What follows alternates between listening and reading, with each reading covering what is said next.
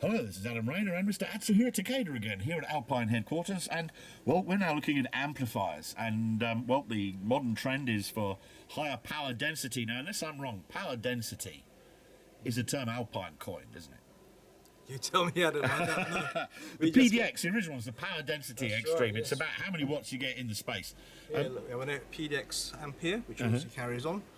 That's what PD stands for. And now I think, yeah, PDR is a new range that sits just below the PDX. So PDX amps, I've seen them in Lamborghinis and exotics, and they've got the most astonishingly high, was it 114 dB signal to noise ratio, which is tech speak for breathtakingly high quality.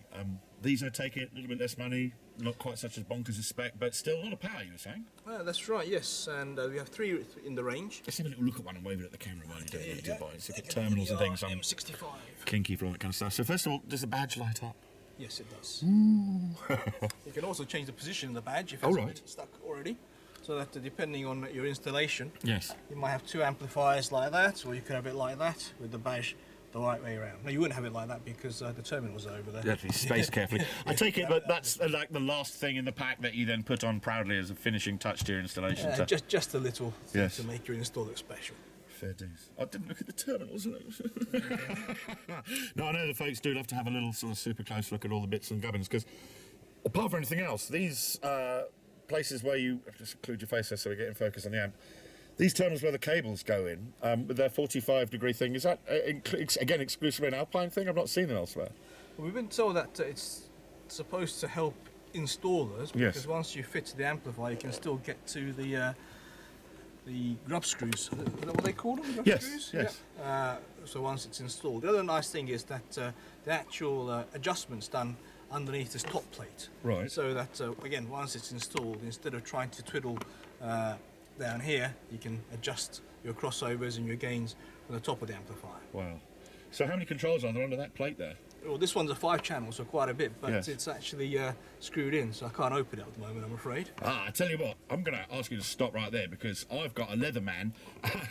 You've got all kinds of tools here. We'll stop it there. Let's take the top off, and then we'll have another little shifty at what all the controls do. So we'll leave it there and be right back with you. Okay. Well, as soon as I found out that there were goodies hidden under the panels of these amps, I said, "No, let's stop it and let's take its clothes off and look underneath." And here is one heck of a pile of controls. I take it the main issue here really is about an installer or whoever is the expert setting it up and then leaving it so that the owner can't mess about with it and wreck it once it's done, because so often, you know, I like to think I'm a sound engineer. Hell, I'm a trained sound engineer, but I'm not as good as an awful lot of the guys who are out there professionally fitting. And frankly, once you've got an expert fitter tune your car, you really should kind of leave it, shouldn't you? Well, it does make it a little bit difficult to adjust once it's Yeah. screwed in, yes. So, particularly if you are an installer, Yes. then you won't get the user to play around with it. But you were telling me about something else as well, which was horribly exciting, which is that these are less expensive than the Power Density X amps, and yet every single one gets hand tested and power tested, and those results are a little bit... That's right, you get in each amplifier you get a little certificate that looks like this. So this is the one for the 5-channel. Right. Here's one for the monoblock, and here's one for the 4-channel. Okay, so they are tested individually, but the figures that they're coming up with, the actual testings are...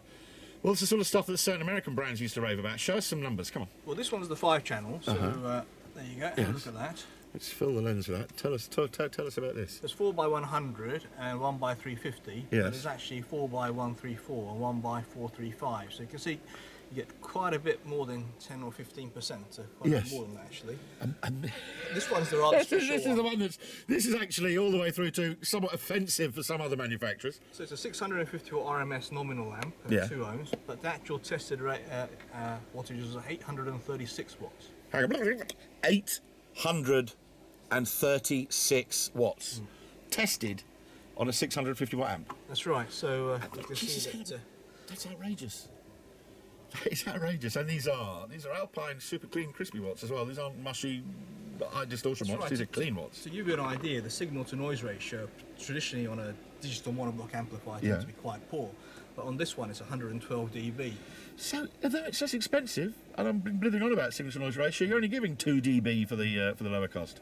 And so you can see the actual quality of the output is excellent.